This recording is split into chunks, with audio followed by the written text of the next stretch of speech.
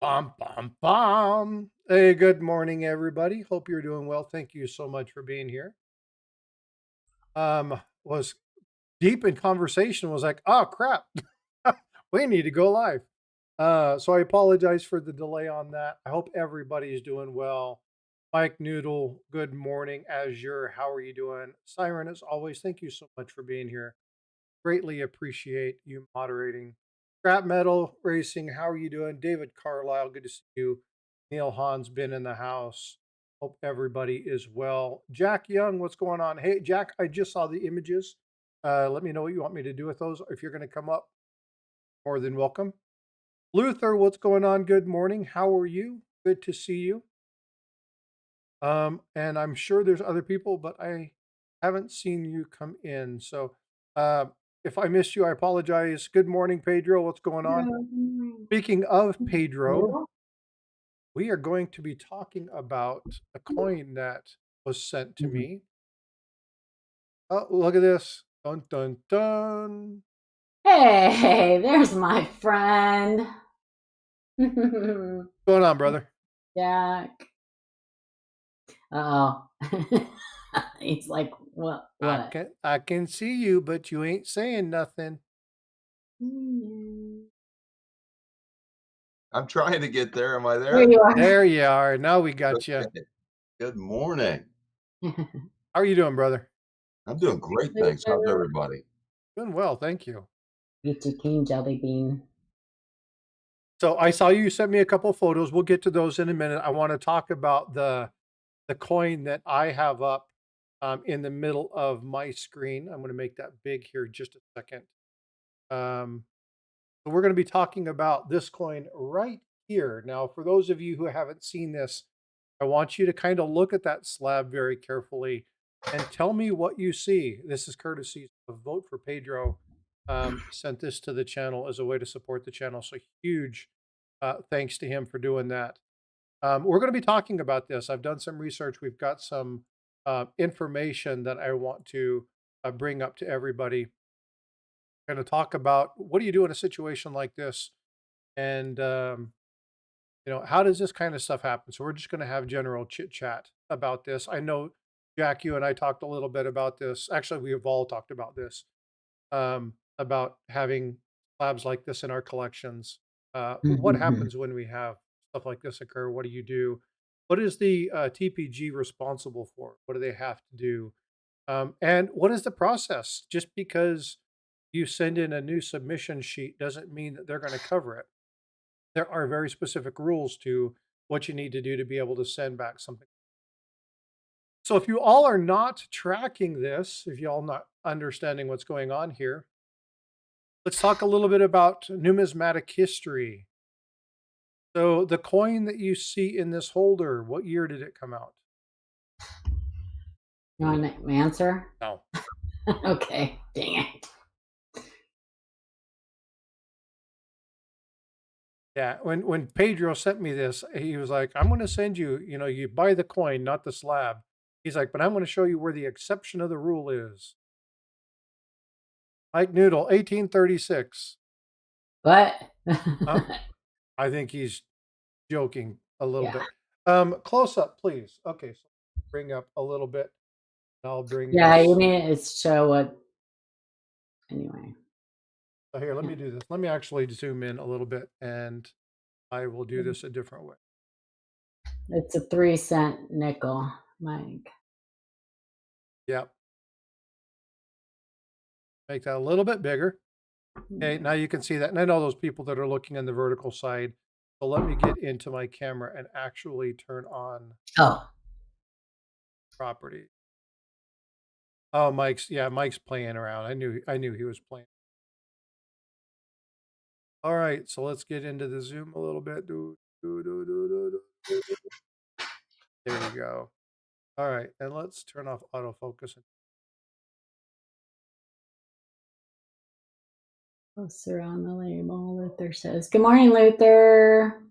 Okay, we'll zoom in a little bit more so you can see this, and then we'll pan tilt up. Up. There you go. All right, so now you can see that a little bit better. What's going on, Reckless? How you doing, bud? Good to see you. You were stuck in a different chat. Yeah, we do streaming in two different ways, so we'll kind of talk about that. So again, you see here, I've got to actually tilt this down just a hair because you need to be able to see that coin.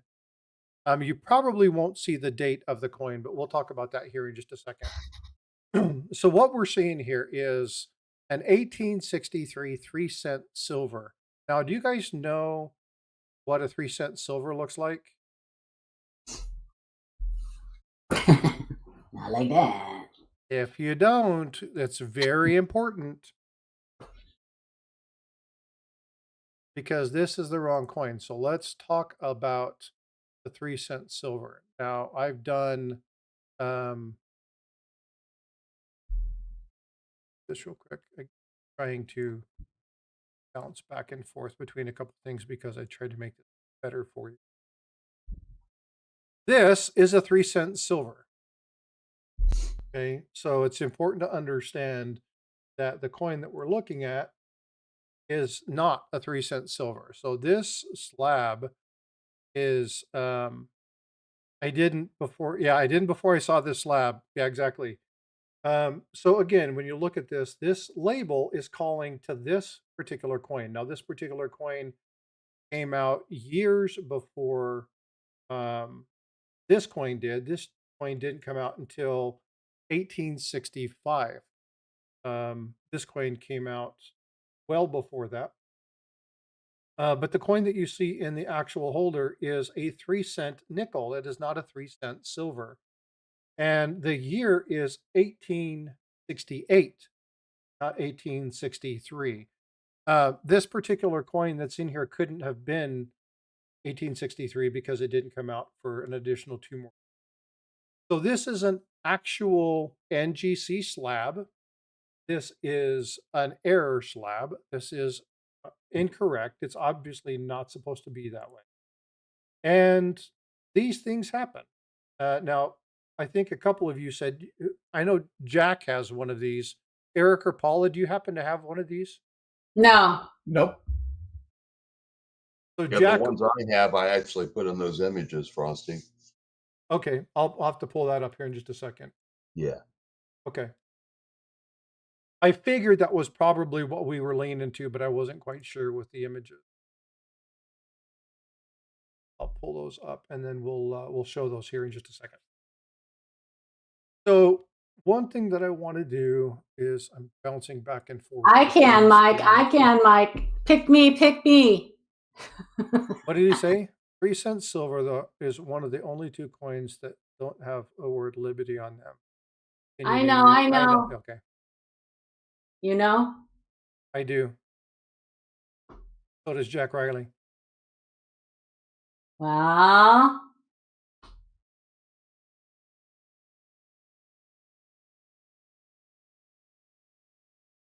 Yeah, excuse me, I like this coin trivia type stuff. This is a lot of fun. So again, when we're looking at the 2 cent. Say again? The 2 cent. The 2-cent has it on 2 cent does not have the word liberty on it.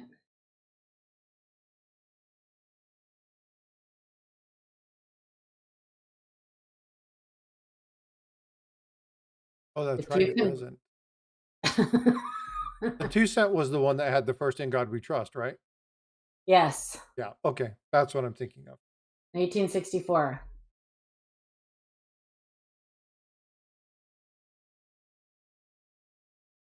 So I'm trying to pull this up, and for some reason, it's not allowing me to hear that screen, Jack. Here we go. I got it. Okay. So this is not totally uncommon. These things happen from time to time. And you'll see, I don't know.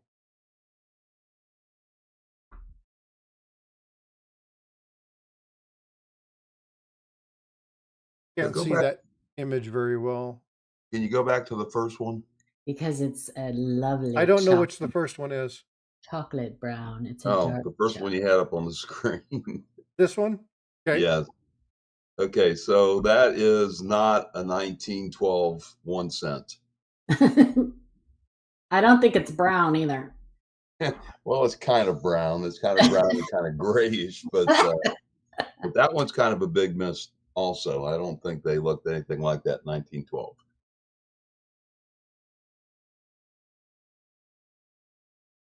No. Yeah, and again, so in this particular case, here's the question for everybody. If you were to find one of these, how would you get this corrected? If you sent something in and you were like, "Hey, this isn't right." How would you send this in? Would you uh fill out another form, ship it back in, let them know that they goofed up? What process would you take? And the reason that I want to do this is number one, if you do it incorrectly, you're going to get charged all the appropriate fees. You're going to get charged for grading. You're going to have to pay for shipping to and from.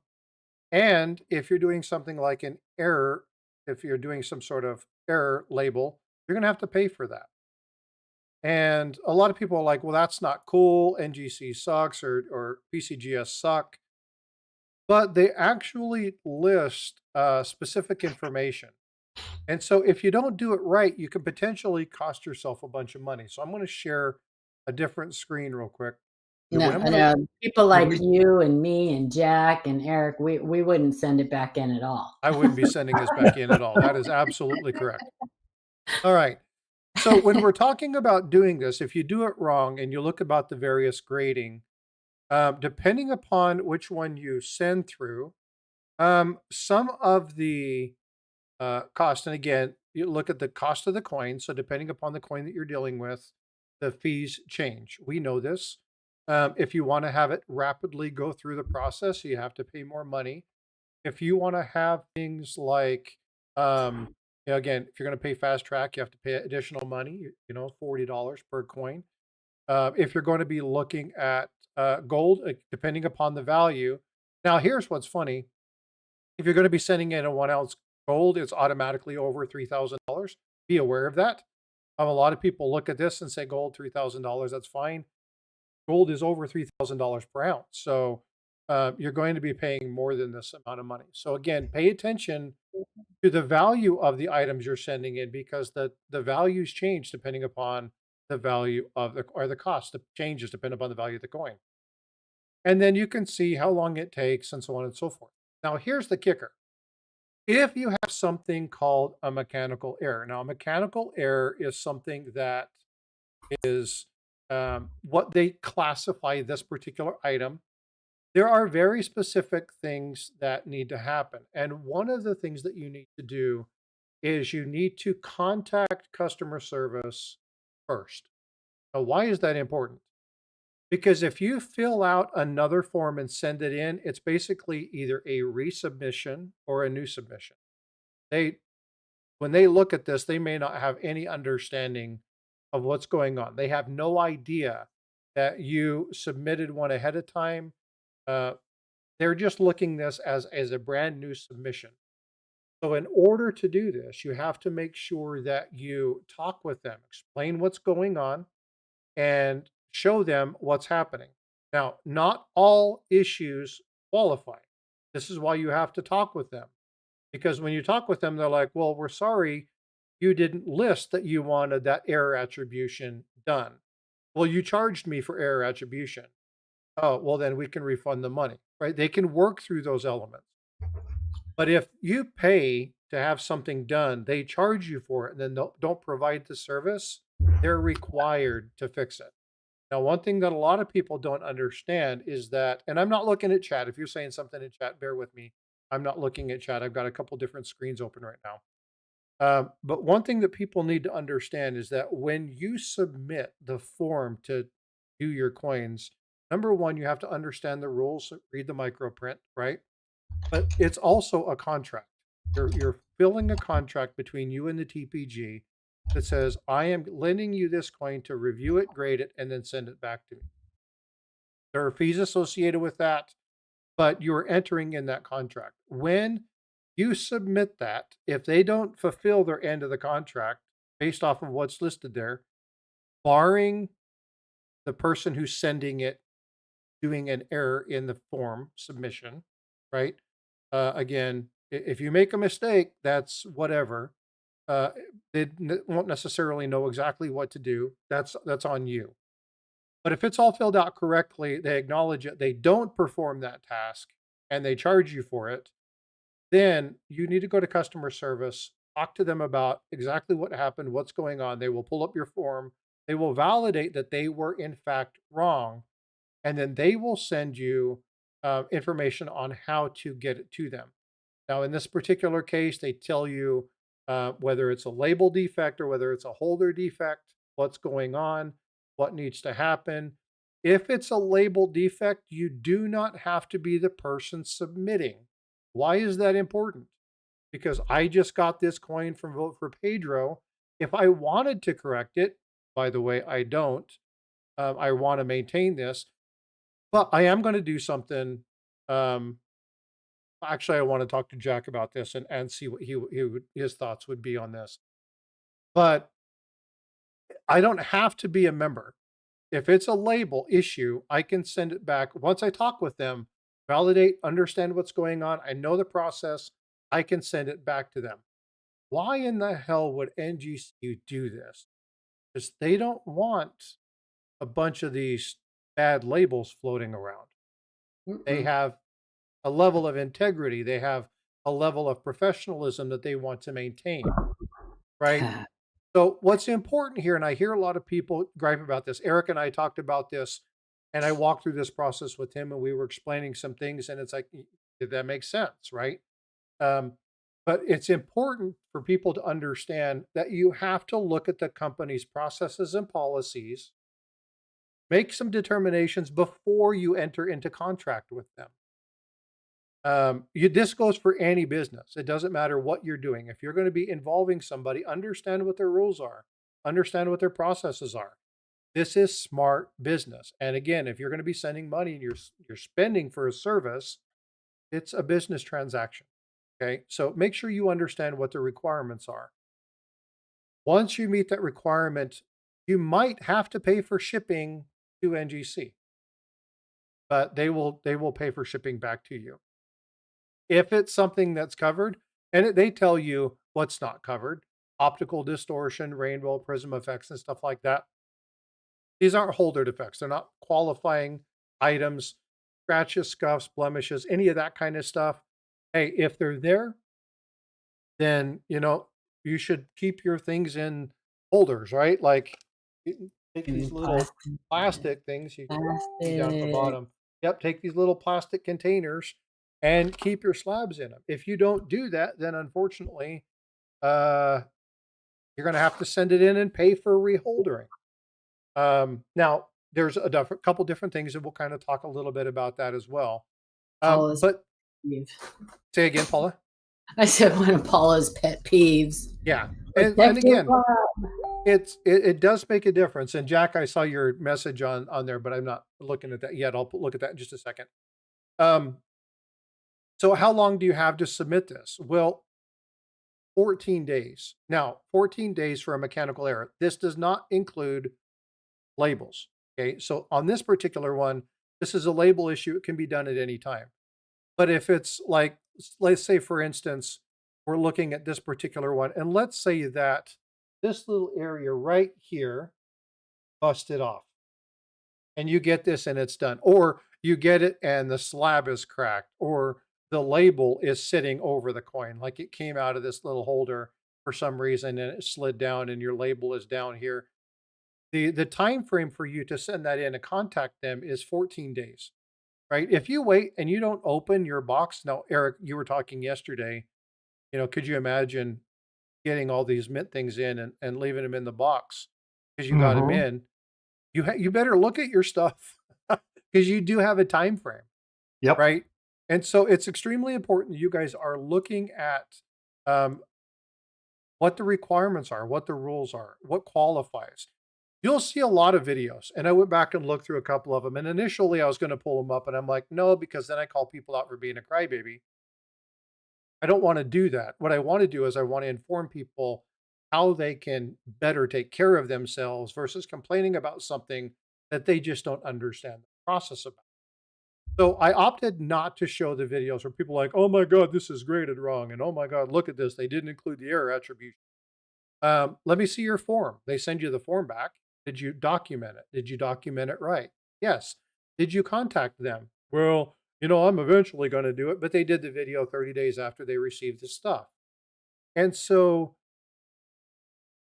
again, understand the process, understand what's here. So, how do you contact NGC? Well, they tell you click here. So, when you click here, it opens up a new window. Unfortunately, I'm sharing only the one window. So let me go back. And then it brings it up. You put your information in, and then here you have various items, and you click the submission verification label questions. Document what's going on. They will contact you. The submission of this form starts that clock. So if you do this in 13 hours and 10 minutes, you submit your form. It's the time you submit the form that counts. Fill the information out. And then again, if you want to follow it up with an email, service at ngc.coin.com. Now, is this only for NGC? Nope, because again, you look at different message boards, you'll see that this is something that happens quite frequently. I'm going to share the entire screen here because, again, I'm going to be changing through some of these. Looking at different message boards, this is something that happens from time to time, right? In this particular case, this one was pretty funny, where they were showing the gold eagle, and you can clearly tell that is not a gold eagle. That is just a very toned walker. And so, obviously they want to do this. Now, what's funny is reading the comments on some of this, and I'm not going to go through all of this, but the one guy goes, I would keep it, just don't try to sell it as a gold eagle because now you're committing fraud. And it's a good fact, right? You can't sell the coin for what the label is, you have to sell the coin itself. And so if you happen to get something like this, again, don't misrepresent it. Don't perpetuate the mistake. That's very important for people to understand because you can be held liable for fraud or for scamming somebody. So be very careful with that. But if you do want to reconsider, they talk about different things you can reconsider. It's not the same as reconsidering for grade, but there are things that they can do. So it's important to understand when you're talking about reconsidering items, what that means. Again, it is not the same thing. But again, if you don't follow PCGS policies or NGC's policies, there are issues with postage, depending upon where you're sending it to.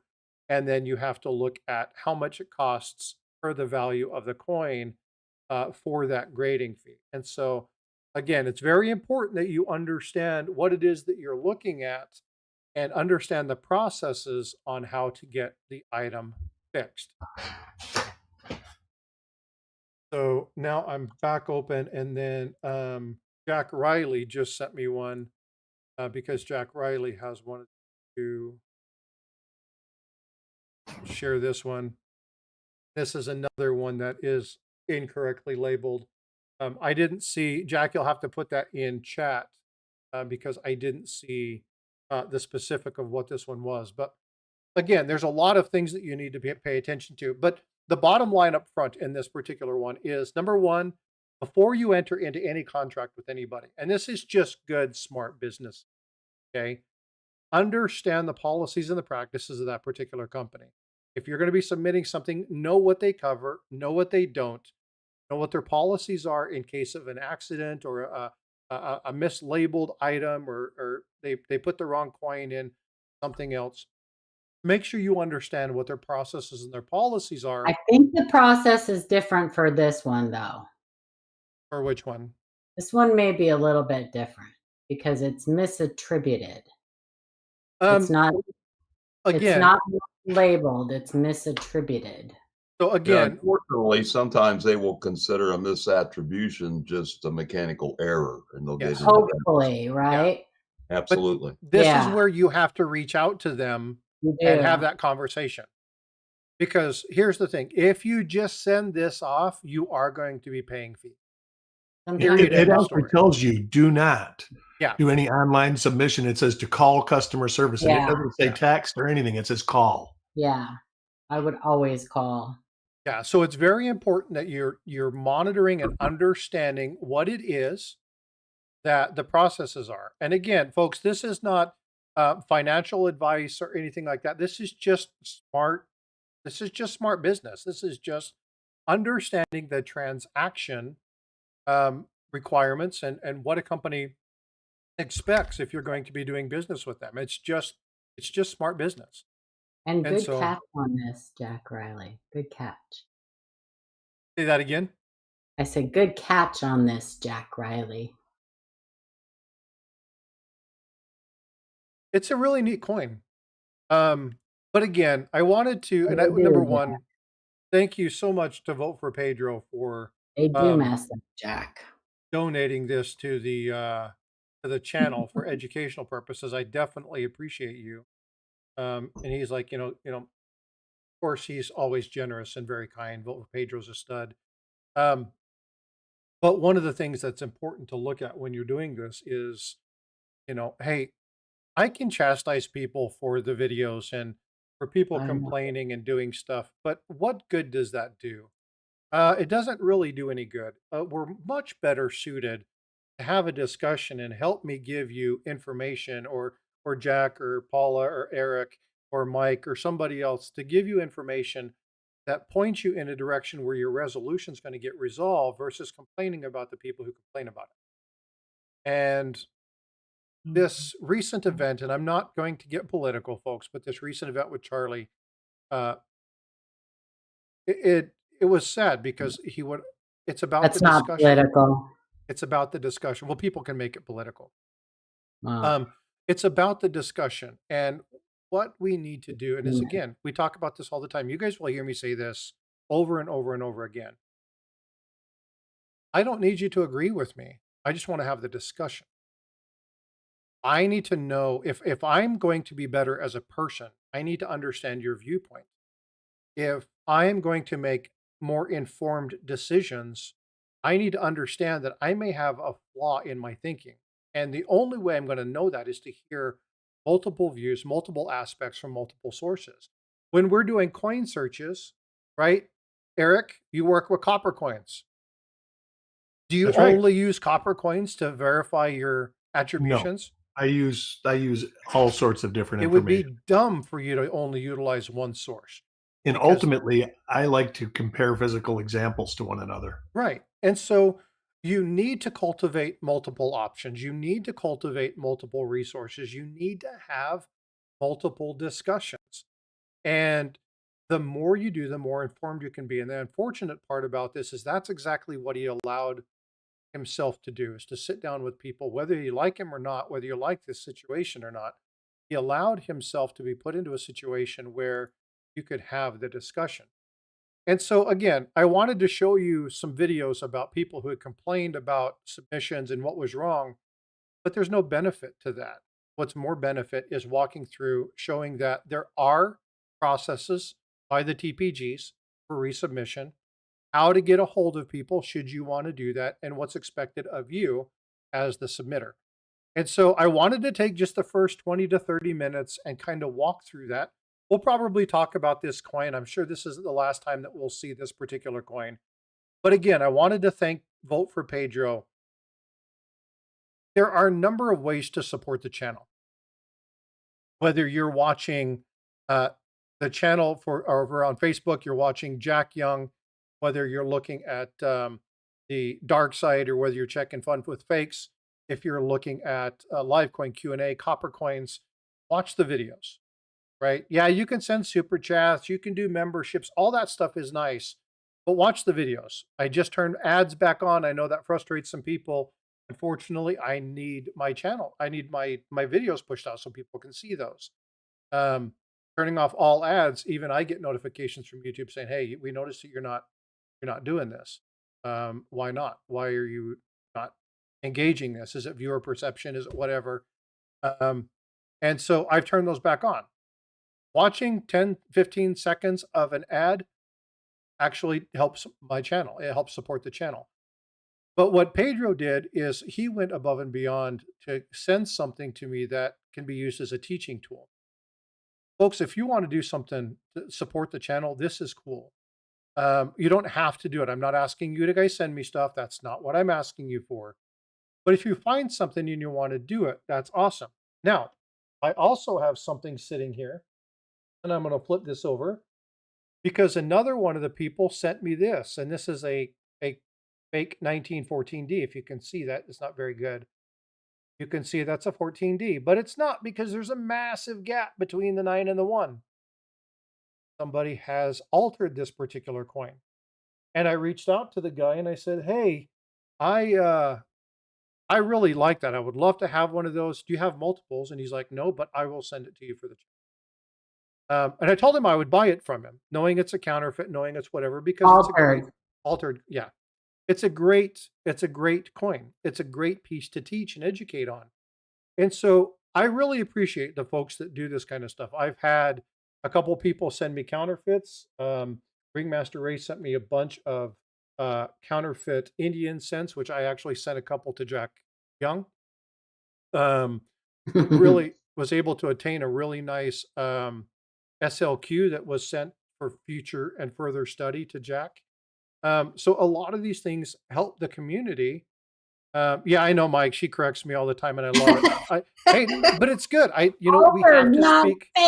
We have to speak the proper language. That does matter. So I don't mind being corrected. I get this bubbling in my stomach, and I gotta say it. Yeah, the agility of a mongoose and the grace of a meerkat. All the lingo. Luther knows. He's seen me on Facebook. I'm that on Facebook too. I'm like, look, if you're gonna say it, you got to get it right because it can make all the difference. Yeah, but again, it's one of those things that I appreciate your guys' support. I really do. And so again, Pedro, thank you so much. I didn't ask him to look for something like this. He reached out and said, "I saw something, immediately thought of you." He says, "This isn't going to you personally. This is for the channel." And so again, just thank you so much. The SLQ Jack went to Jack Young. This was before I knew you. So, but what was that? Was it a 28? Yes. Yeah. Pretty neat piece. Yeah. I wouldn't have initially noticed some of the stuff because it's a pretty decent one. Mm-hmm. But as it was kind of walking through, I was like, "Hey, this is what's going on with it." I was like, "Oh," and then I found out that Paula had actually talked with him about it. Paula's the one that suggested I send it to you, and so that's exactly where it ended up. It's in good hands. It is. In fact, I'm looking at it right now. I've got it right here on my. It's actually a 24D. I'm sorry. 24D. Okay. Yeah, 24D. It's right in front of me. That was a while ago. It has been a while ago. Hey, Frosty? Yeah. Can we, if we could, I've got some more of those images that was kind of on target with what you were talking about with your 3 cent. Okay. Let me get to. Wants to see it. I want to see it. Send him pics. I probably still have pics of it too. Okay, that's the second one. That's the same That's coin. The second one. So this is that first coin I showed, the 1912, and this is actually the original cert. So it actually said it was a 1912 1C G4 Brown in the NGC certification. Back to what you were talking about. What would you do if you had one of these? And you it's said worth $1.25. Is that what it says on the box? Well, yeah, if it was Lincoln. I didn't even catch that, Paula. Absolutely, that's all it's worth. But one of the things you can do, and I did, even though I intended to keep this coin, was I did notify my contact at NGC, and you could do it also by contacting customer service as Frosty showed. And I notified them that this was an error, that this was a problem, and it was a problem with their current cert, just so this didn't just linger out there. So the next image actually is what they did after I notified them. And so they came in now and actually said it was a mechanical error. Now it has no value, Paula, or no picture. Nice. But again, if you would go in and look at it, obviously I still have the coin. It's sitting in front of me as well. But I did go in and give them the opportunity to at least update their cert and make it right as far as what you would see on their online certification. Well, I got to tell you though, that changes their pop too, right? Yeah, there's a lot Their of $1.25 pop, yeah. there's a lot of value, and I don't know if you've recognized this. There's a lot of value in this particular image, because how much does it cost to grade a slab? Well, that is not something you will see very often, if at all, Yeah. on the price guide. Yeah, and so I mean, there are some people that send some silly stuff in and everything else, but that's hysterical. So, but this is a good visual representation of a coin you probably shouldn't send in for grading.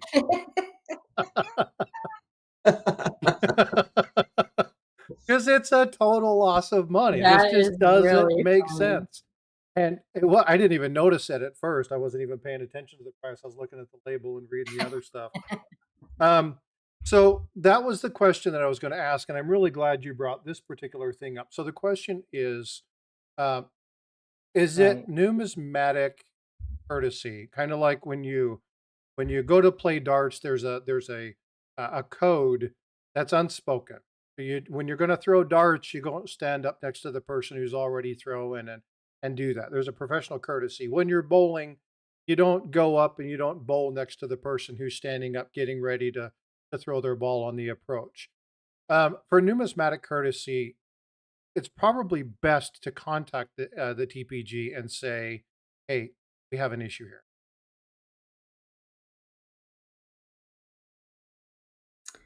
Yeah, unless it's an error coin and it's screwed up.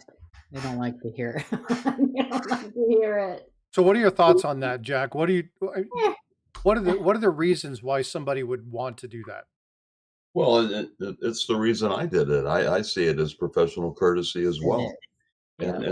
And the other thing is, if anybody else is looking for that certain number, they can see exactly what it is. I mean, maybe at some point I'm going to gift this coin to somebody, and you can go in and look and see that yes, they access that as actually a mechanical error. So, but I do it beyond this. If you look at the next image that I got, so this gets into one that Paula talked about. This is a misattribution. Okay, this was misattributed. An S144 1798 large cent is a very scarce, actually rare variety. This is not one of those, and this was actually missed. They're not copper experts, and it's actually a much less rare variety than that. And I don't have the image of what happened with the cert, but I went in and notified them of this one as well, and they ended up making an adjustment on the cert also, saying, but they wanted to call this a mechanical error as well. And in my case, it was a misattribution. So it's probably a matter of whether whoever originally sent that coin in asked for the variety That variety, yeah. exactly, And they or just if went they with were it. just offering that because somebody there thought they knew what it was. So I don't know. This one was on eBay, and the gentleman, I explained it to him, and I ended up getting it for very little. And I know it's one that NGC would actually like to just have back because, again, it's an error that they made in one of their holders. Then, of course, you can take it one more level, and I have images. In fact, the image that I used for me, the little 1806 half cent, that one's counterfeit, and that one's in their holder, and that's probably one of the worst mechanical errors you could make, or misattribution, because it's notified, that it's actually a genuine coin and it's not. And I did notify them of that as well. Again, you can say as professional courtesy, but they've gone in and actually noted on their online cert that that coin is counterfeit.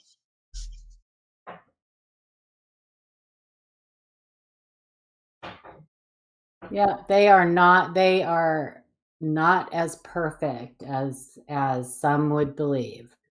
And it actually causes a problem with us as educators sometimes when we're trying to teach people stuff, because oftentimes we will hear, well, you're not a grader. You don't work for the grading company. Are you trying to tell me that they messed up? Are you know, well, yeah, I am. Yeah, I tell a story that, one of the first coin shows I went to where I took some of these counterfeits and genuine slabs, and I had one in another TPG holder. And some of the people that came up, I showed them the coin. The coin's an excellent coin, of course. It's one of the very deceptive struck coins. Mm-hmm. And it's in a holder that said it's genuine. And when I would show it to people, they would say, well, you're wrong. PCGS said it's genuine. And it's like, So it well, must be, right? Yeah. let me explain why it's not. So, yeah, I mean, there are so many people trust the holders, and that's part of the issue right now with all the counterfeits we're seeing.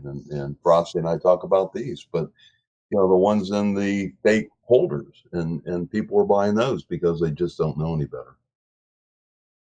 So And here's it could be really simple stuff. I'm sorry. It could be really simple stuff too, you guys. So just as an example, just like in the last couple of weeks, Wendy has a nickel, and this is not, a mislabeled thing or anything, but it's an example of how they screw up sometimes. Wendy has a nickel that is improperly annealed. Now, if you ever send an improperly annealed nickel to Annex, 99% of the time, you will get it back as an improper alloy mix. And you'll get a color designation too on a nickel. But Annex, for whatever reason, has a bug up their butt about improperly annealed nickels. The only ones they will label as improperly annealed are the 58 and the 59 Black Beauties. And it drives me absolutely bonkers. I would love for her to send that off, because it's a beautiful example of an improperly annealed nickel. I don't want her to spend a ton of money sending it to NGC or PCGS, but if she sends it to Annex, she is most likely going to get it back improperly labeled. So that's just one example. So if you guys ever have a coin and you're pretty sure what it is, and you get it back, don't be afraid to challenge them. Have people look at it and stuff like that, but don't be afraid to challenge them. Well, and one thing that one thing that I learned, and I don't send very many coins in. I think I've sent 5 coins total. 59s, Luther. One thing that I always do is it's like, I have this coin, this is what's going on. I explain the coin, explain the holder, explain what's going on. I always call the TPG ahead of time. Now, there's a lot of people who send massive amounts of coins and they don't have the time to do that, or they're very familiar with the process and you don't have to do that. But there is nothing to say you can't call the TPG and say, hey, I'm confused about this. Help me understand. This is what it is according to what we've looked at, verified, validated, whatnot. We got this information, and work with the TPG.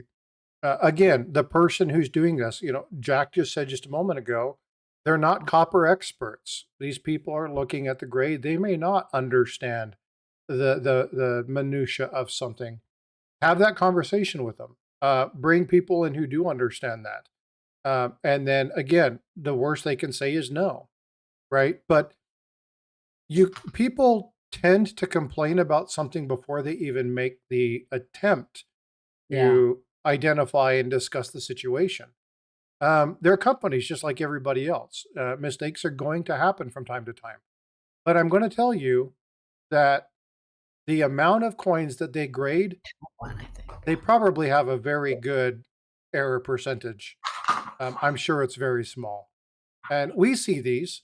Obviously, they do, but that is one that, and I have talked to them about it, and that is one that they, for whatever reason, they get it, they get it wrong. And those are two completely different errors. They're completely different.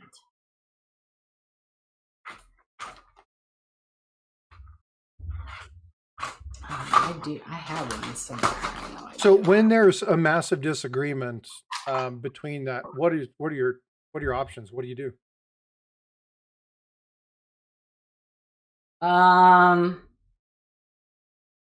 Well, sometimes you just have to let it go because oftentimes they will dig their feet in the ground. If you can contact, like if you have an error coin that PCGS is usually really good about it. If you can prove to them that they're not correct. But you need to contact them first. Call them.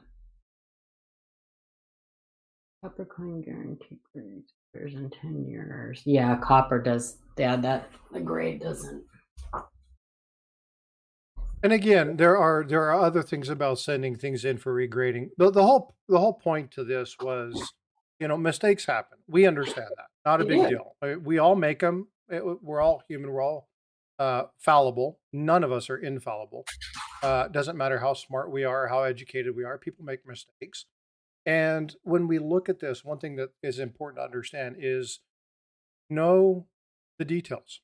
Understand the policies and the processes, whatever you're dealing with. And folks, it doesn't matter if you are going to deal with Harlan J. Burke or if you're going to go deal with somebody, for instance, let's say that EMR is going to sell me a coin. We've got to discuss what the processes are, and what's going to happen, and what we're going to expect, and how things are going to work. And we need to have those discussions. Have a full understanding of what is happening before you dig into that. And when you're done, understand that maybe you totally misunderstood. Sometimes it's submitter error, not necessarily the TPG. And I had to find that out. My very first submission, I was wondering why it took so long from PCGS, only to find out that I had checked the wrong box and was looking at stuff. They were trying to figure out what it is. They had sent me an email. I never saw the email. I was really down on PCGS for quite some time. And then come to find out, it was all me, right? So do your due diligence, understand what's going on, and make sure that you have a good understanding of what the processes are prior to getting engaged in something. Tonight on Coin Grade Battles, we have Paula in the red trunks, NGC in the blue trunks. Get your popcorn, people. It's going to be epic. It wouldn't be a competition on grading because Paula's grading is not the best. Well, and that goes to another question. And this is something I might need to get. I have to check with Adam or somebody. I want to do something on grading. Grading is an art form. It's very difficult to do. And a lot of people are like, well, my coin looks like it's a 63. It's like, well, what is it? It's a Morgan. Well, what year? Well, why does that matter? Oh, it matters a lot. Right? Because different years have different strikes. And sometimes the strikes were really good with some years. Like, it's not hard to find a 66 1921. It may be really hard to find an MS66, 1892 S or something like that, right? So depending upon the strike, values differ, right? We talk about rarities. Mintage might not be the rarity. It might be the conditional rarity. Because you have certain ones that are strikes. I always use the 26S penny as a great example. In MS66, it's more than the 1909's VDB. So again, understand conditional rarities and stuff like that. But grading is one of those things that I really would like to learn more about it. I would love to. Yeah. I'm okay until you get up to 66, and then. Yeah, Luther, that's absolutely right. Details do matter. Absolutely. Were you going to say something, Eric? I'm good enough that I don't get myself in trouble. But and Jack Riley's like the nasty mint marks. This guy loves the mint marks. He's just joking around, especially the micro O's. So what else you got for us, Jack? That was really it. That's all. Jack's going to be in Indiana, right? He is. Yeah. He's going to have his own little table. So what kind of stuff you taking to Indiana, Jack? I'm going to actually have an entire dark side table, so it's going to be spectacular. Mm-hmm. So yeah, Matt has set me up with a table, and I've done exhibits. In fact, there's a video Matt actually videotaped when I was in Indy for EAC a couple years ago, and my table. We went through and discussed a lot of things I have there, but it's just going to be a really nice selection of things that you don't see very often, I guess. That's an interesting question. Pedro says, how many graders does an NGC company or a company like NGC employ? A lot.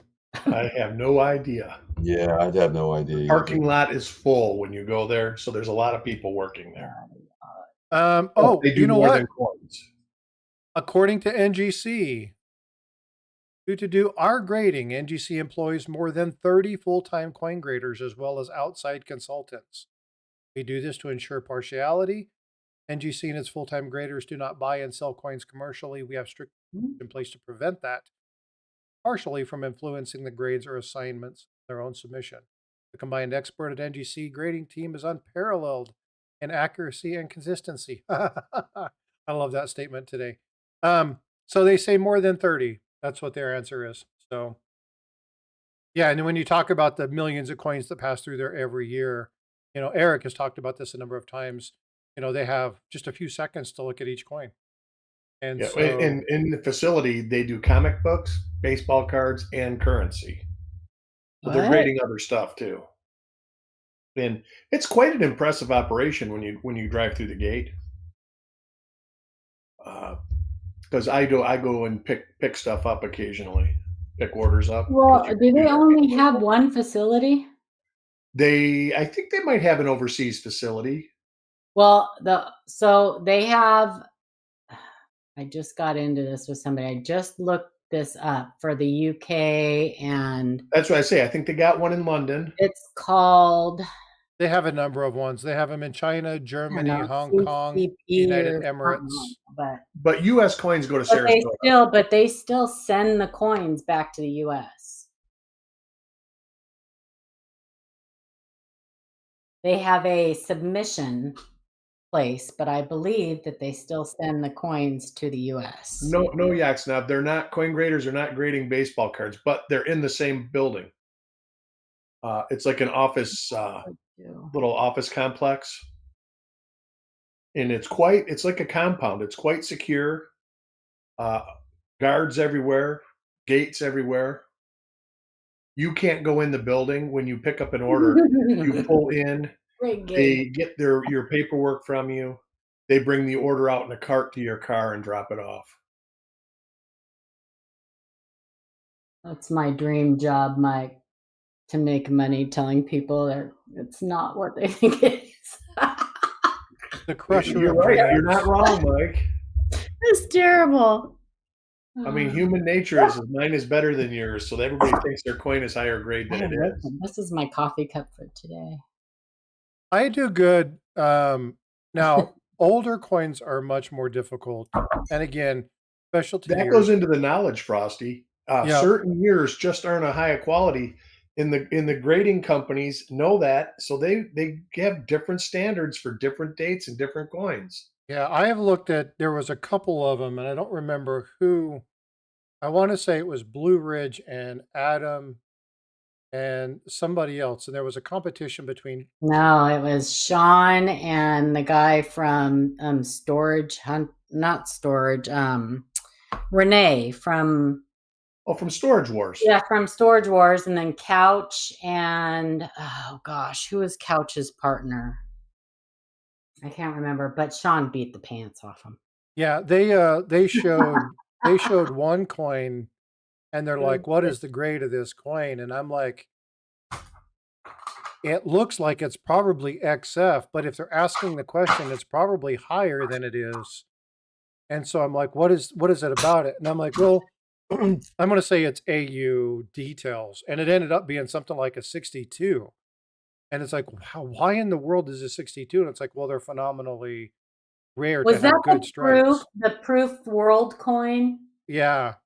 Yes. And it's like, how in That the was world a is tough that one. 60s? It was a very difficult thing to do, and it's like you have to understand that they just were not struck very well. Paul, you're showing something, and I don't have you up. Hold on, show that Oh, again. no, it's okay. It's just the from the competition. Oh, yeah. Okay. Yeah. That's all. That's cool. I didn't know you picked one up from Sean. I have all of them. I need to.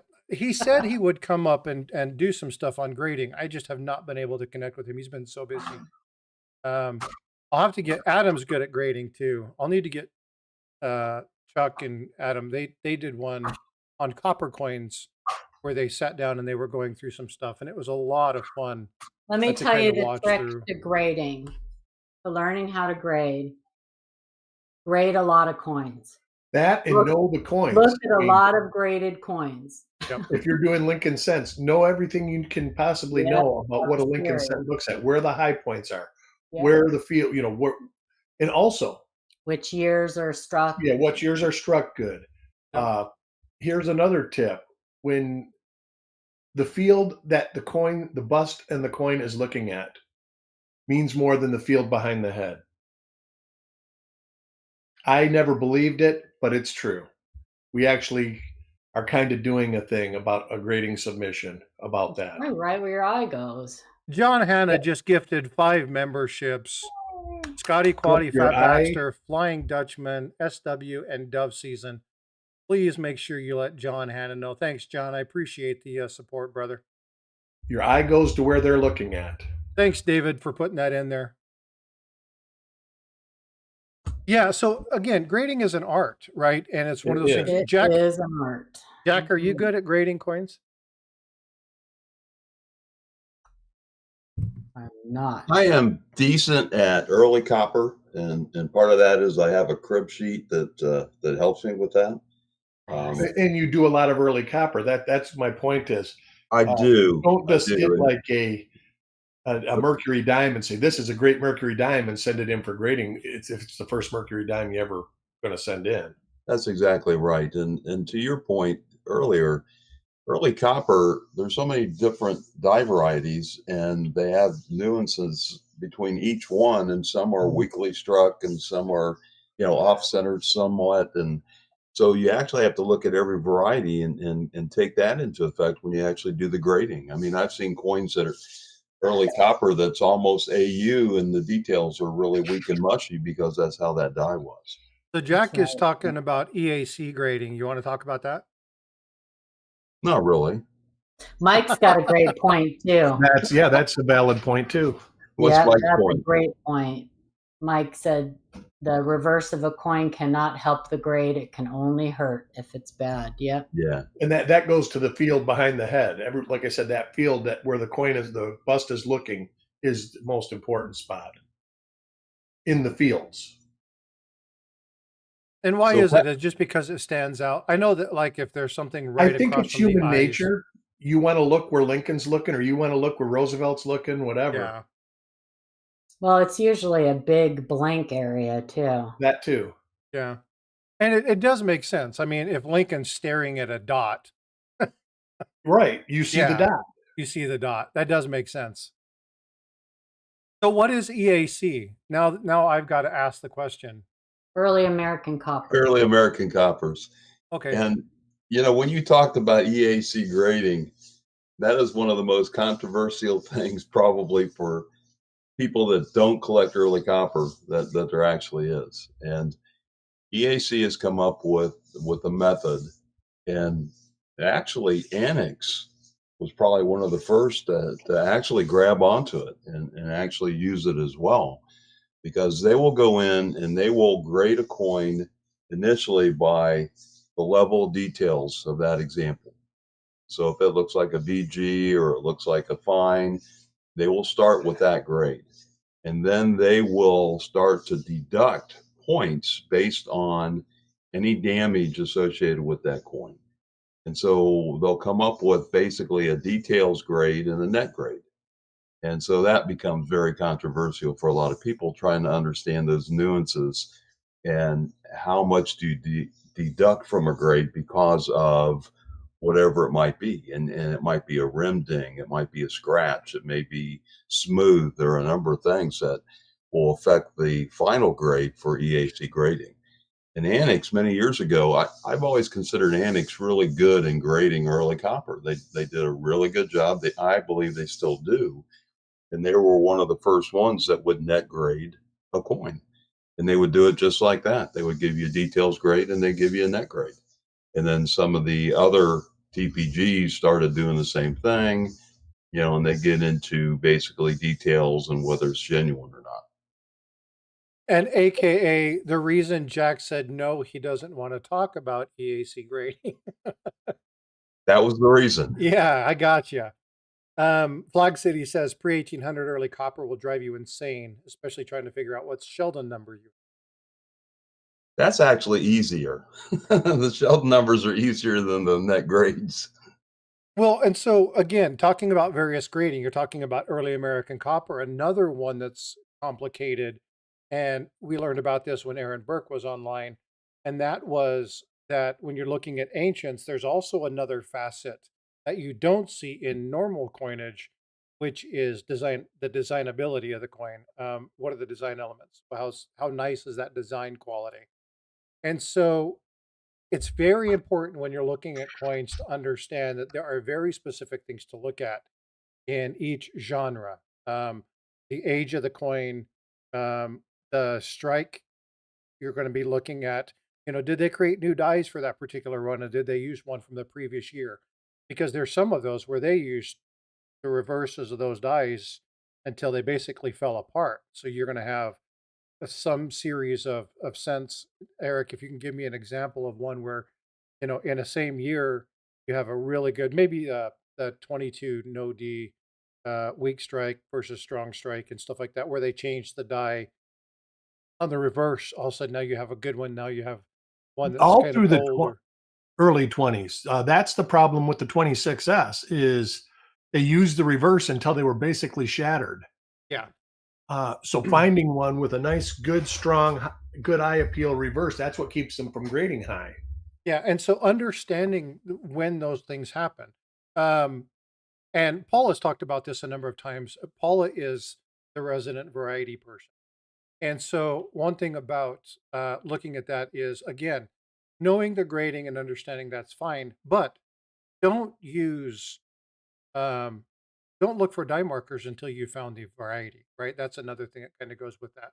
And that's just like with trying to grade Morgan dollars or something like that. Not all Morgans grade exactly the same. You're not going to get a 2-cent piece that grades on the same scale as a Morgan dollar. So make sure you understand the coin. It's very important you do that. Ernest Edward, what's going on? Good to see you, bud. Thanks for coming in. Um, yeah, and so there's so many three-legged buffalo nickel. Yeah, there's so many different things to look at and consider. Again, look at a lot of the uh you just send me something? I did. It's an update to something we talked about earlier. I just got a message and I was like, I don't see anything. Oh, there it is. Okay. But yeah, but grading is one of those things. It's very difficult. It is an art form, and so you need to really understand what you're looking at. And that goes back to the adage that you've heard, Mike on Coin Show podcast, Mike and Matt. You've heard a number of different people say, and this is buy the book before the coin. Make sure you really understand the design element. If you're going to be looking for varieties or errors, understand the variety, understand the items that are on the coin, understand the devices, understand what's um, understand what variety you're looking for. Have a good basis for what it is that you're looking at. I did a coin search on Friday night, and we found 10 out of the roll that had either delaminations or there was one DDR, there was one DDO, and then the rest were repunch mint marks. I couldn't find the items during the stream because it's very complicated. I don't know 1959D. I don't know all the varieties.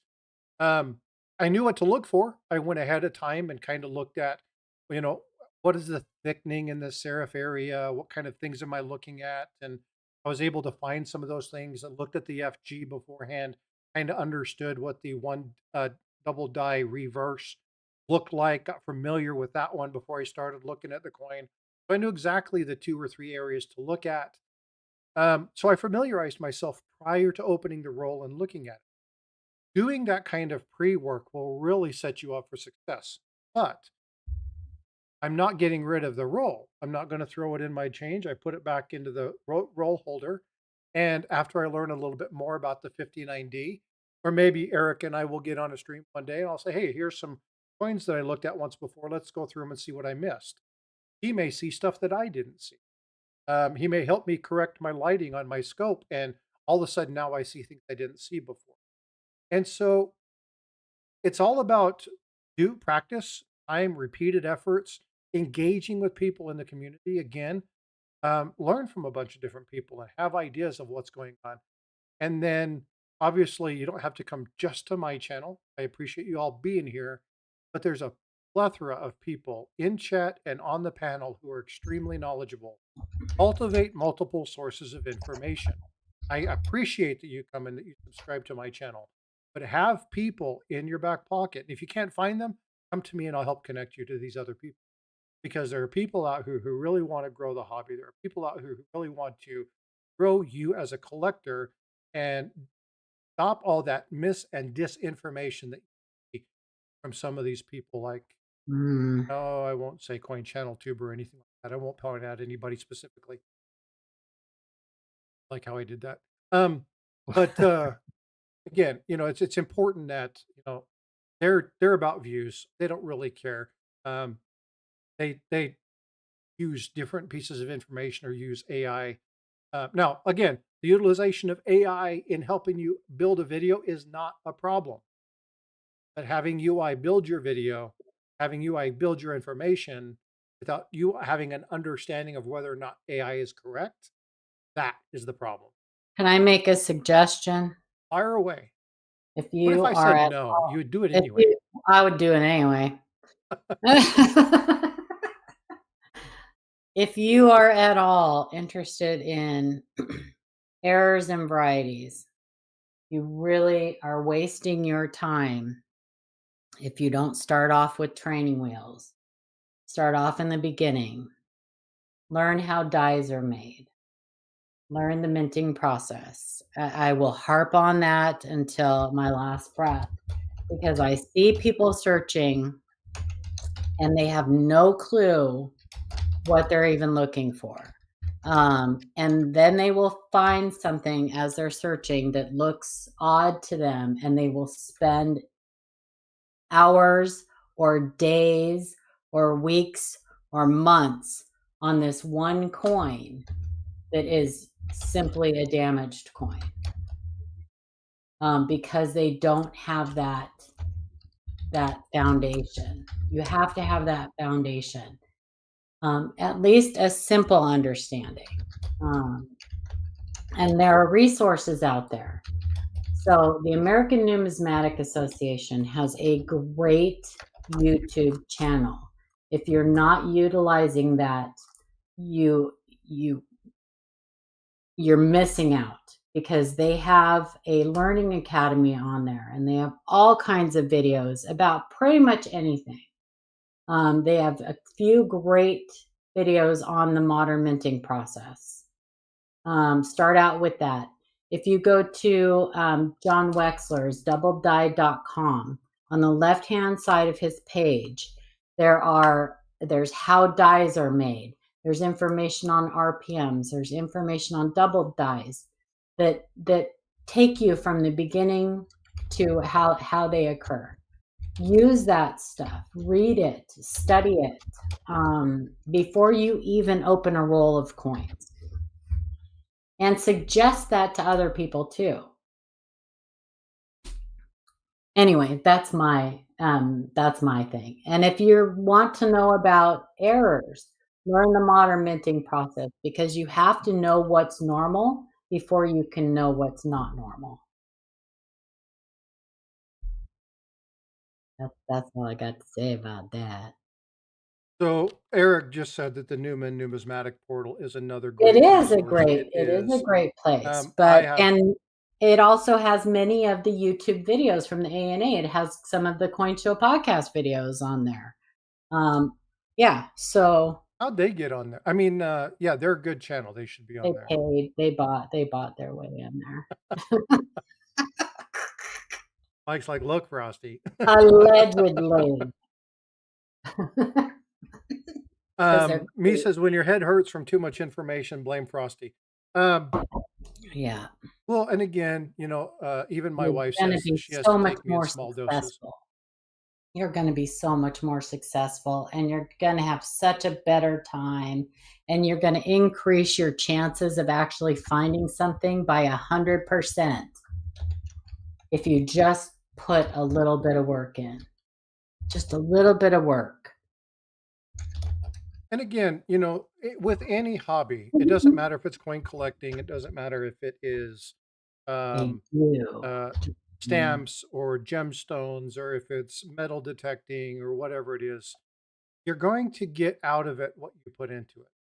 And if you take time to learn and you think you got a good handle on it, try teaching the topic. But teach the Yeah. topic to somebody who knows it, right? And just say, hey, I want to take a minute. Paula, and I told Paula one time, and she's like, excuse me. And I was like, no, no, no, no, no. Understand why I say this. I expect certain things of Paula, not that you're going to do this. I just expect things of her. I expect her to be honest with me. I expect her to, not because you're going to check my stuff. You're going to look at it. You're going to tell me whether it's wrong. Not in that way. Paula is very open and honest about how she looks and how she stands on certain things, and I expect that of her.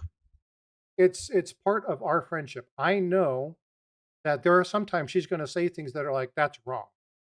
And I have to go back, verify it, look at it, and go, oh, yeah, you're right. Sorry, my bad. Gotcha, right? But here's the thing. Paula has told me, and we've gone through this a couple times. That's not correct. Actually, it is. No, it's not. Let me show you. Oh my God, you're right. That's interesting. Never realized that. And Paula has actually changed her stance on something. One thing we were talking about is the penny planchet, right? And calling it laminate.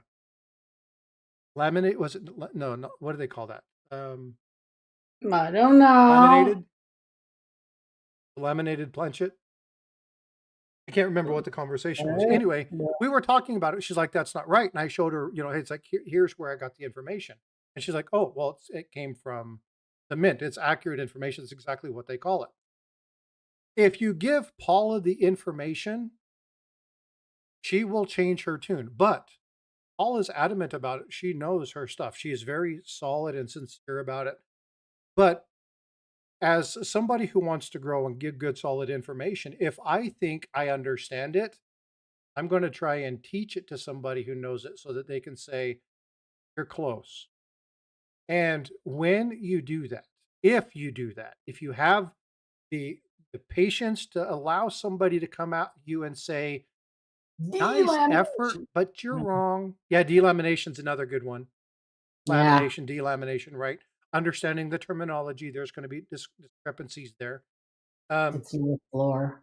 But what's important there is, and I always go back to this one item, and I was teaching Paula my understanding of what, and it came with the doubled EC. Remember that one? It was the incused. Yep. And I walked her through everything, and we put the video out there, and I was like, hey, what do you got? She's like, you gave all the right information. Unfortunately, backwards. You don't understand this concept. You had it backwards. And so we got on a telephone call, and I walked her through what I understood. She's, everything you're saying is correct. But do you understand what incuse is? And I was like, well, that kind of, she's like, explain that to me. So I started looking at things, and I'm like, oh, it's like a wave. The crest, the trough, you know, the crest is the up, it's the raised portion. It's the device like Lincoln. Incuse is where it goes inside the coin. That's kind of the lettering on the quarters. And she goes, okay, so that goes inside the coin. If you were to draw a line over it, what would happen? I'm like, oh, it would appear like it's underneath, even though it's on top. The scratch. Oh, I get it. And boom. Now I'll never ever forget that. Why? Because one, was trying to teach it and I was learning stuff as I went. And then it started to say, hey, do you get this concept? Are you understanding with this? When that stuff happens, it turns into something called crystallized intelligence. And that is you understand the what, the why, and the how that works. And now you can begin to understand why that thing is there and what had to happen in order for that to be there and what that looks like and why it looks that way. And then you can properly teach and educate and get that information.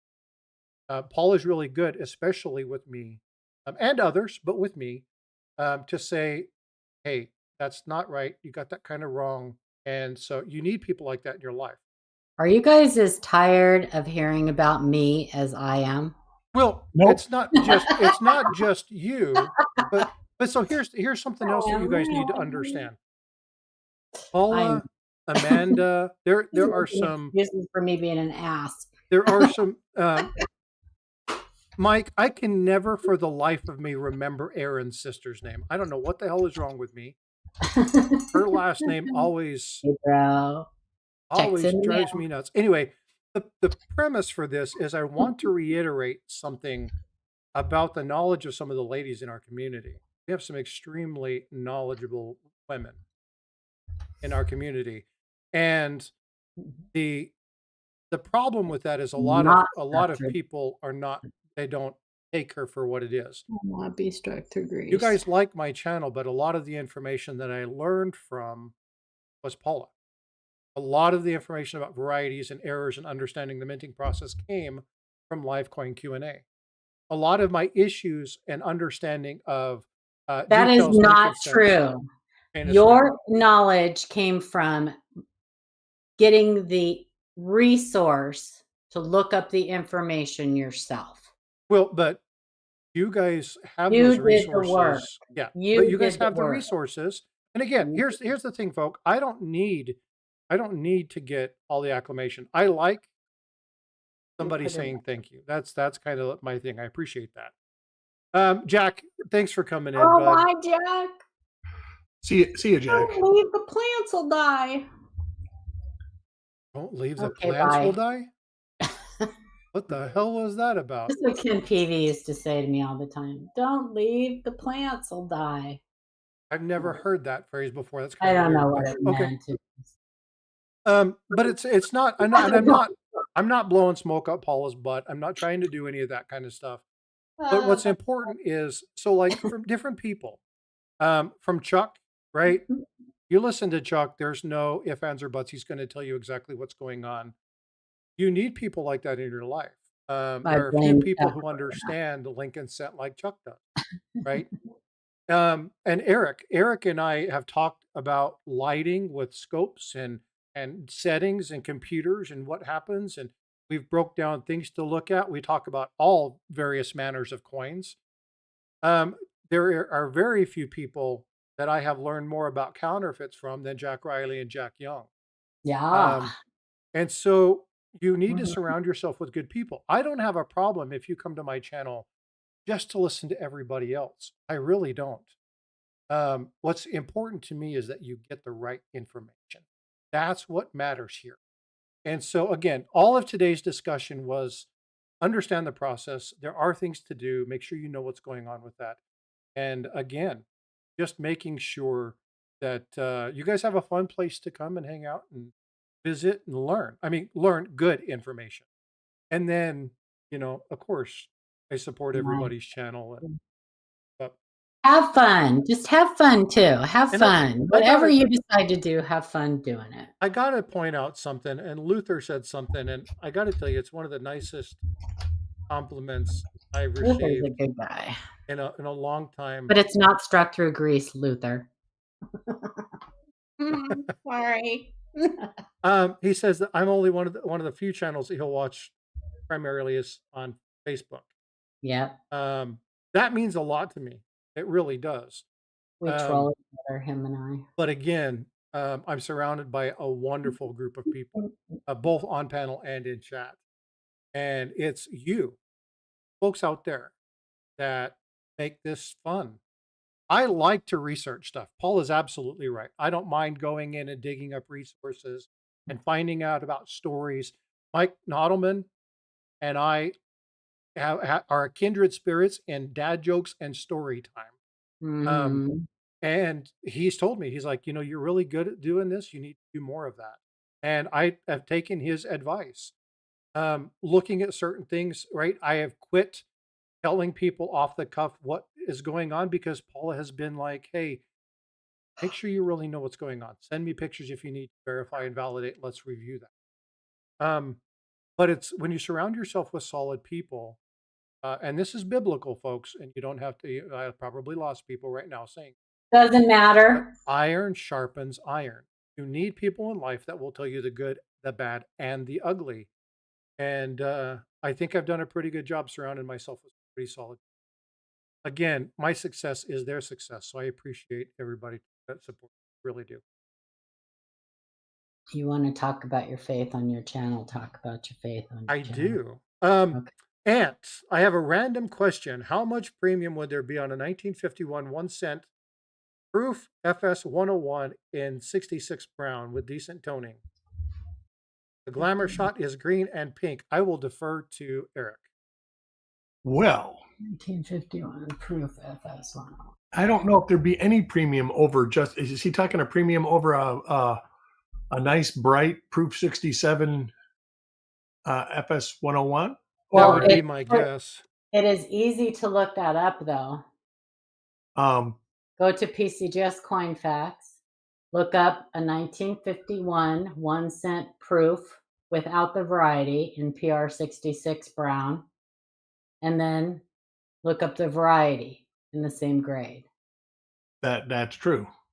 That is and true. Then you can add, eye appeal is going to be whoever wants to buy it. So you can't. If it gets a star or not.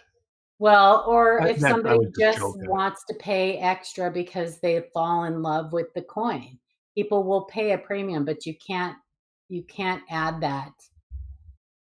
You have to be technical about it and then just go by evidence, like prior sales or whatever, and then I know that we have found a couple of them at shows. You know what I'm saying, though, when it comes to toning, like all of that is eye appeal. All of that is how much people will pay because they love the coin.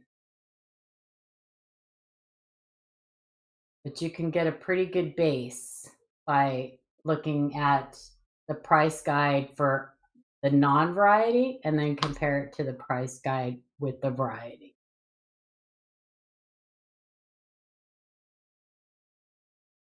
That's what I would do. Let's see here. 50 proof. Let me 51. Yeah, I'm just trying to find the proofs right now. 51 proof. So Flag City, real quick, while you guys are looking at that. I think we sold an MS66 for $1,500 on Great Collections. There are no brown designations. Red, brown. Real quick, Flag City said he just looked at the location for the Indiana State show. He wanted to give Matt a huge high five for scoring the location. Red, brown. Yeah, huge on security. He's done a great job with that. So proof 66 in red brown is 125. Proof 66 in red brown is 125. Then we'll look at the variety.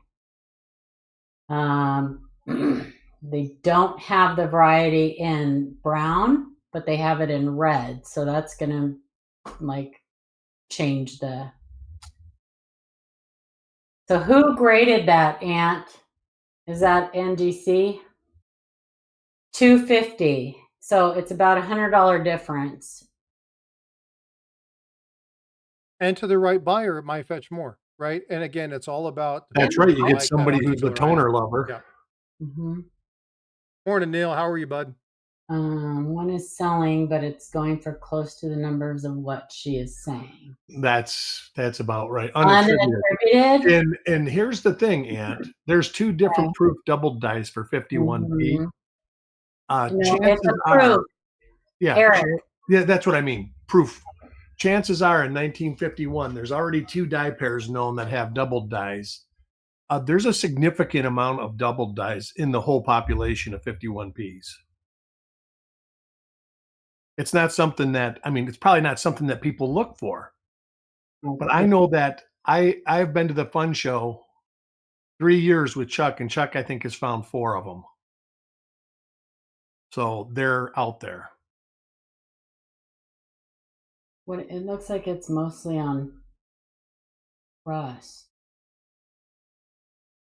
Yeah, vote for Pedro. It's amazing what some of the prices of these coins can be. Again, it's important to understand what you have, but I mean, you look at some of the teens, the estimate marks in the teens, and some of those go for a lot of money. But again, when you're talking about that, it goes to not necessarily just the mintage, but those conditional rarities. That's a really big deal when you're looking at some of the older wheats. And I'll let you know that on PCGS, proof 66 with that variety has the highest pop.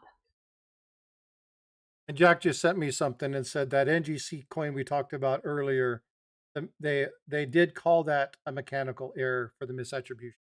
So he's just following up and letting me know that is what they called that. And it looks like it is. And they did the same with the one that Jack Young showed. They called that a mechanical error too, and it wasn't. It was misattributed. Yeah, no matter what grade it is from the one I'm looking at right now, Paula, it seems to almost double with the variety. Well, even from brown. There are some on brown. There's a listing for brown here on PCGS, just not 66. Where? 3360. And it's 38,144 is the actual subline, but they only go to 65 and it's $100. And 65 brown is 55 in a straight coin. Okay, well, I'm not finding it. Well, let me give you guys a little bit of advice when you're looking at the PCGS price guides and stuff like that. I don't know where you're finding that. I'm on the PCGS website, price detail, Lincoln cent wheat reverse proofs. So when you're looking at this kind of stuff, folks, make sure you throw out the high and the low, and you take the median price as your basis. The PCGS price is high. Yeah, the one thing about this is they also take eBay sell listings, and somebody might have picked up something and spent way more money than they were because they weren't knowledgeable about it. So if you really want to get a fair, decent price, look at that. Look at the range that's there. Take the mode or the median, that kind of middle ground, and that'll give you kind of a really good insight as to a better approximation of what that's worth. Now it's going to go up or down. You can't take that as a full detail, but again, it's just important.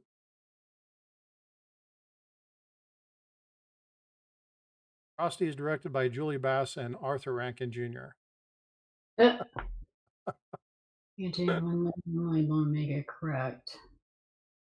It is not a misattribution. It is a mechanical error. Yep.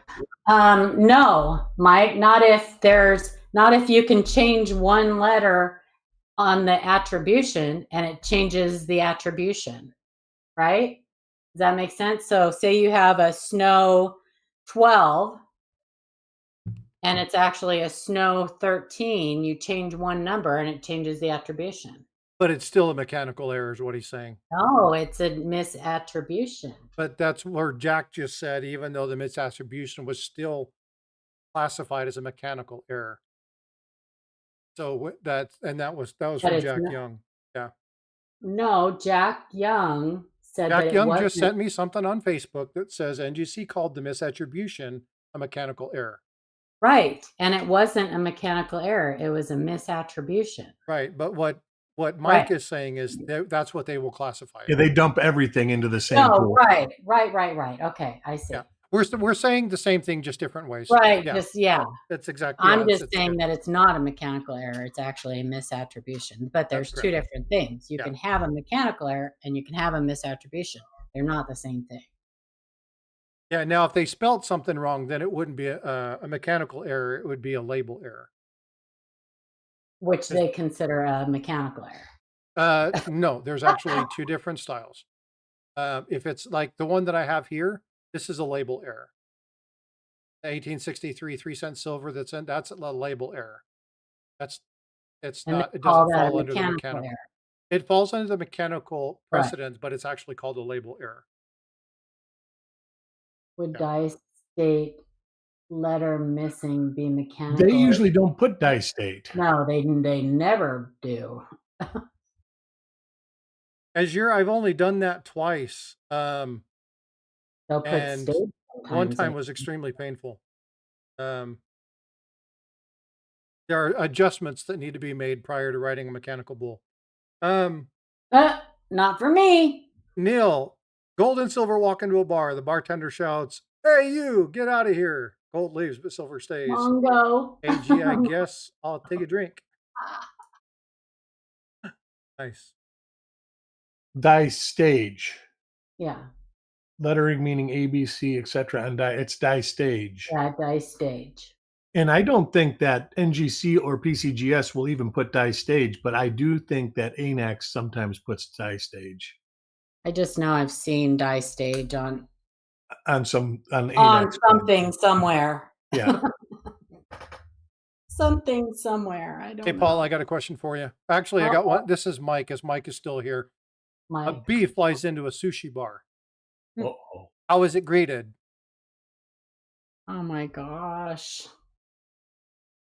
Wasabi. Wasabi. Oh my God, you guys. Oh, come on. The dad jokes are just rolling. Come on, that deserves something. At least a chuckle or. I was laughing. I did. I chuckled. I was laughing on the inside. I was crying on the outside. I was crying on the outside. That's funny. All right, folks. Well, hey, it is about that time. Rated cheesy. That's nice. I'll pray for all of you. So let me say again, Jack, thanks. I know Jack is gone, but thanks to Jack Young for popping in and saying hi. He's always good to send me a message on Saturday saying, "What are we talking about? Need any photos or images?" So I appreciate that. Jack Riley for being in the chat. Always a great contributor. Thank you so much. Vote for Pedro, as said a number of times, for sending me the coin. I appreciate that. Great opportunity for discussion. Paul and Eric, thank you guys for being here as always. You are right, Luther. Can we mention real quick very different. The Wounded Warriors coming up. Go check out Vote for Pedro if you have questions about where to send donations for the auction, or it's in November. So check out, make sure you guys are supporting the Wounded Warriors. And Sorcerer Stan says, I think I chose the wrong time to unmute myself. Yeah. He unmuted. He unmuted just as I was telling the joke. He's like, oh, that was. Bye, everybody. Have a blessed Sunday. Thanks, Paul. I appreciate you. Each other. I got to take off too, Paul, or Frosty and Paula. So I'll see y'all soon. Sounds good, Eric. All right, folks. Well, hey, if you are not a subscriber to Copper Coins, make sure you go over. They'll be doing a reveal. I think they got one today, but I know they've got a reveal planned for tomorrow. So go check out Copper Coins. Again, a great resource if you're looking varieties and errors. There is one of the mint marks that has been attributed. Eric looked at it. Was 93. That was the one that we were talking about. I was wrong on the attribution of that. So Eric corrected me on that. So thank you so much for that. I do have the 10 coins sitting here. I'm going to be doing some attributes later today. I'll put out a short letting you guys know what that was, and then I will link that to that video. So if you guys want more find a coin searches and stuff from the channel, please reach out, let me know. Later this week, I'm dropping another story time. If you guys like the stories, I want you to do me a favor. comment. Tell me that you guys like the stories. I really enjoy doing them. But just because I like them, if you guys don't, I'm not going to just continue out.